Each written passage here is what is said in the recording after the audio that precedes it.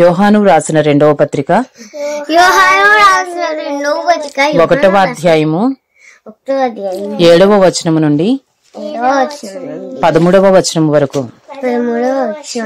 యేసుక్రీస్తు శరీరధారి అయి వచ్చనని ఒప్పుకొనని వంచకులు అనేకులు లోకములో బయలుదేరి ఉన్నారు. అట్టివాడే వంచకుడును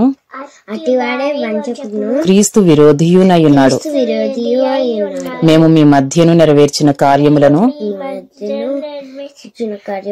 చెడగొట్టుకొనక మీరు పూర్ణ ఫలము పొందినట్లు జాగ్రత్తగా చూచుకునుడి. క్రీస్తు బోధయందు నిలిచియుండక దానిని విడిచి ముందునకు సాగు ప్రతి వాడును దేవుని అంగీకరింపనివాడు. ఆ బోధయందు నిలిచియుండువాడు తండ్రిని కుమారుని అంగీకరించువాడు. ఎవడైనను ఈ బోధను తేక మీ యొద్దకు వచ్చిన ఎడల వానిని మీ ఇంట చేర్చుకుని వద్దు. శుభమని వానితో చెప్పను వద్దు. శుభమని వానితో చెప్పువాడు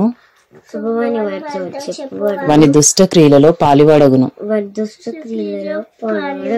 అనేక సంగతులు మీకు వ్రాయవలసి ఉండియు సిరాతోనూ కాగితముతోనూ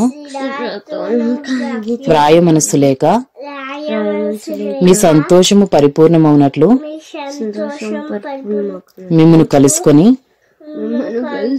ముఖాముఖిగా మాట్లాడి నిరీక్షించుచున్నాను. ఏర్పరచబడిన నీ సహోదరి పిల్లలు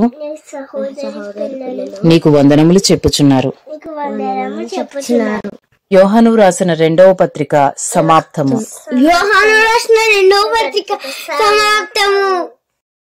second John chapter 1 7-13. For many deceivers have gone out into the world. Those who do not confess the coming of Jesus Christ in the flesh. Such a one is the deceiver and the antichrist. Watch yourselves so that you may not lose what we have worked for. But many win a full reward. Everyone who goes on ahead and does not abide in the teaching of Christ does not have God. Whoever abides in the teaching has both the Father and the Son. If anyone comes to you and does not bring this teaching, do not receive him into your house or give him any greeting. For whoever greets him takes part in his wicked works. Though I have much to write to you, I would rather not use paper and ink. Instead, I hope to come to you and talk face to face, so that our joy may be complete. The children of your elect sister greet you.